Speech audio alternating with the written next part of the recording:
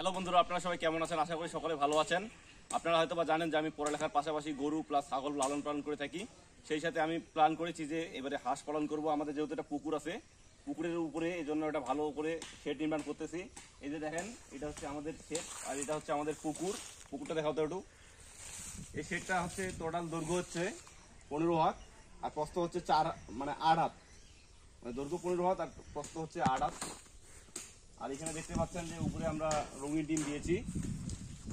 আর ওইদিকে যেহেতু খাল একটা মানে পিলার দিয়েছি একটা করে 12 ইঞ্চি, তার উপরে দিয়েছি বাঁশ দিয়ে খুঁড়ে দিয়েছি, যেহেতু ওইটা অনেকটা উঁচা পুকুর থেকে। আর তার উপরে আমরা এই যে বাঁশের চাংড়া তৈরি করে দিয়েছি। এখানে মূলত আমরা চাংড়ার উপরে একটা মনে করেন যে প্লাস্টিকের নেটগুলো দিব।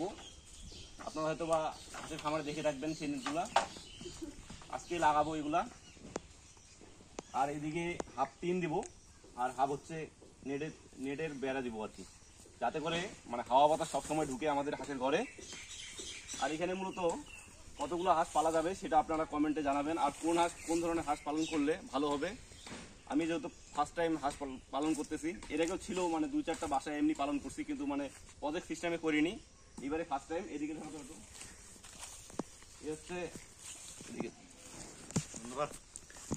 এই হচ্ছে আমাদের খোলতাবাড়ি। আর এখানে হচ্ছে এই যে দেখেন আমাদের খড়ে পুঞ্জি, এদিকে সুপারি বাগান, আর এইদিকে খোলতাবাড়ি, আর এইদিকে হচ্ছে আমাদের পুকুর, মানে আমাদের বাড়ির পাশেই একবারে।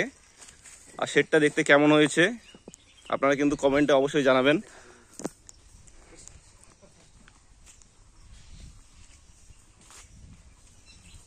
আর এই যে দেখেন আমাদের শেডের নিচে পুকুরে এটা কতটা খাল।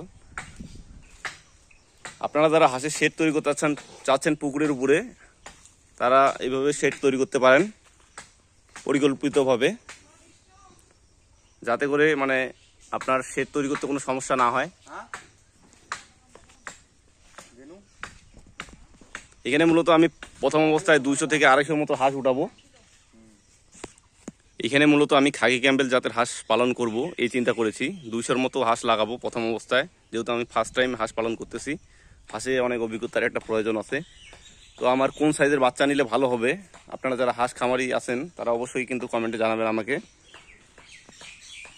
আর শেডটা দেখতে কেমন হয়েছে অবশ্যই বলবেন। আর আমাদের যেহেতু নিজের বাস ছিল, ওই জন্য একটা বাস দুই ফাইটটা করে দিচ্ছি, যাতে করে আমাদের চাংড়াটা অনেক মজবুত হয়, যেহেতু এর উপর দিয়ে আমাদের হাঁটতে হবে। আর আপনারা যারা শেড দিতে যাচ্ছেন তারা অবশ্যই একটা ভালো প্রস্তুতি নিয়ে নামবেন। কারণ আপনারা হয়তো বা মনে হতে পারে যে শেড দিতে খুব একটা টাকার প্রয়োজন হবে না, কিন্তু যখন আপনি কাজে নামবেন তখন দেখবেন যে অনেক কিছুর প্রয়োজন হয়। এজন্য আপনারা ফুল প্রস্তুতি নিয়ে তারপরে শেড দিতে নামবেন।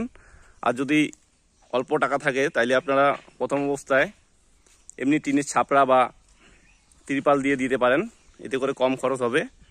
আর আমি যেহেতু দীর্ঘদিন লালন পালন করব হাঁস, এজন্য ভাবছি যে একবারে ভালো করে দেই, এজন্য শেডটা একবারে পরিকল্পিতভাবে সুন্দরভাবে দেওয়ার চেষ্টা করতেছি।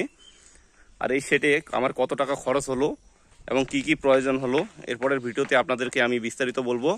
আর আমার শেডটা কমপ্লিট হওয়ার পর অবশ্যই আপনাদেরকে দেখাবো যে আমার শেডটা কেমন হয়েছে।